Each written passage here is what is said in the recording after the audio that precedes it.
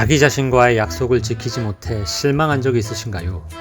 혹은 남들과 비교하며 자신이 너무 작게 느껴진 경험이 있으신가요? 우리는 어른이 되어가면서 목표와 행동이 다른 내 모습에 실망하고 직장, 돈, 외모, 인간관계 등 남들과 비교하면서 나의 부족함을 자책하곤 합니다. 그 결과는 어떠했나요? 자존감이 떨어지고 부정적인 감정 때문에 우울해지지 않았나요? 만약 우리가 온전히 나 자신에게 집중하면서 나만의 자존감을 지키는 방법이 있다면 우리는 더 행복한 삶을 살 수 있지 않을까요? 이번 영상에서는 우리의 자존감을 높이는 3가지 방법에 대해 소개해드리겠습니다. 자존감을 높이기 위한 방법 첫 번째, 나와의 대화에 집중하기. 우리는 평소 자기 자신과 의식적으로 그리고 무의식적으로 수많은 대화를 합니다. 그 대화는 어떤 식일까요? 자신과의 대화가 긍정적이라면 긍정적인 자아상을 확립하는 데 도움이 될 것이고, 반대로 부정적이라면 자존감을 갉아먹을 것입니다. 예를 들어 아침 일찍 일어나 신문을 읽는 목표를 세웠는데 다음날 일어나지 못했다면 보통 우리는 나는 실패했어, 부지런하지 않아 라고 자책하곤 합니다. 하지만 내가 의식적으로 말하는 방식을 바꾸고 스스로에게 응원과 칭찬을 해주면 어떨까요? 나는 부지런한 사람이 되기 위해 노력하는 중이야. 나는 새로운 시도를 하는 내가 자랑스러워 라고 말이죠. 여러분도 일상에서 나도 모르게 습관적으로 하는 부정적 말버릇이 있다면 긍정적인 단어로 바꿔보세요. 생각의 주파수를 긍정적인 방향으로 맞춘다면 조금씩 탄탄한 자존감을 확립해 나갈 수 있는 출발점이 될 것입니다. 하지만 여기서 이런 의문점이 생길지도 모릅니다. 목표를 세워두고 성취하지 못하는 모습을 지속적으로 본다면 자존감이 더 떨어질 수 있지 않을까요? 그렇다면 어떻게 목표를 세워야 할까요?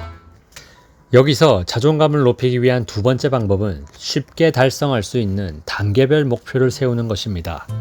우리는 새해가 되면 그 해에 꼭 달성하고 싶은 목표를 세웁니다. 올해는 꼭 5kg를 빼야지. 올해는 일주일에 한 권씩 책을 읽어야지. 그런데 그 목표가 나의 성향과 맞지 않고 막연하게 큰 목표라면 지키기 힘들어지고 결국 자책으로 이어질 수 있습니다. 이럴 때는 내 성향에 맞는 작고 구체적인 목표를 세워보는 것이 좋습니다.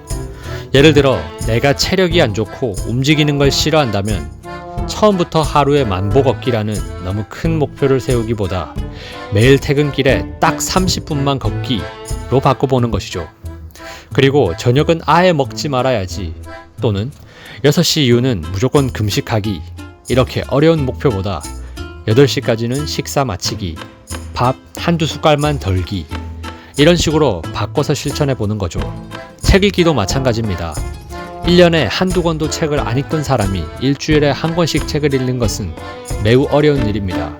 대신 출퇴근 시간에 지하철에서 오디오북 듣기, 침대 옆에 책을 두고 잠들기 전 10분씩만 읽기, 이렇게 간단한 목표부터 단계별로 성취한다면 더 큰 목표에 도전할 수 있는 추진력이 생기고 그에 따라 자존감도 올라가게 됩니다. 지키기 쉬운 작은 목표를 설정하고 단계별로 성취해 나간다면 나에 대한 만족감이 더 올라가지 않을까요? 그리고 조금 더 노력해서 그 목표를 초과 달성할 수 있다면 기쁨은 배가 될 것입니다. 여러분도 목표로 하는 일 중 가장 쉬운 부분부터 시도해서 조금씩 더 큰 도전을 시작해보세요. 자존감을 높이기 위한 방법 세 번째, 남들과 비교 멈추기. 우리는 어쩔 수 없이 남들과 비교당하는 환경에 노출되어 있습니다. 잠들기 전 잠시 SNS를 켰는데 좋아요를 누르다 보니 시간이 많이 지나간 경험 해보셨을 겁니다. 문제는 그러는 중에 나도 모르게 SNS 속 사람들의 모습과 내 모습을 비교하면서 상대적 박탈감을 경험하는 사람들이 많다는 것입니다. 뿐만 아니라 뉴스, 학교, 직장 등 비교를 안 하는 세상에서 살기란 불가능에 가깝습니다. 비교를 습관적으로 하다 보면 나보다 잘나 보이는 사람을 보면 열등의식이 들고 나보다 못나 보이는 사람을 보면 건강하지 못한 우월의식을 가지게 됩니다. 남과 비교하여 열등감에 사로잡히게 된다면 열심히 노력한들 비교 대상이었던 상대방과 같아지는 정도의 결과만을 가져올 수 있습니다.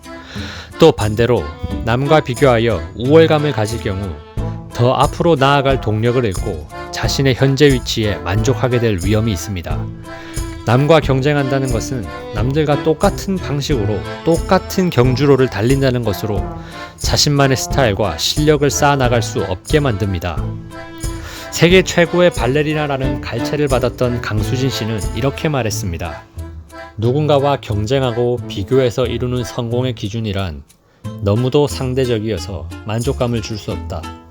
만일 나의 본 모습을 인정하지 않고 다른 발레리나가 한 길을 그대로 따라가기에 급급했다면 지금의 나 강수진은 존재하지 않았을 것이다. 사람마다 성장 곡선 전성기가 다르므로 나의 경쟁자는 언제나 어제의 나여야 합니다. 지금까지 우리들의 건강한 삶을 위한 자존감을 지키는 3가지 방법에 대해 알아보았습니다. 여러분의 삶에서 실천할 수 있는 방법들을 찾아보세요.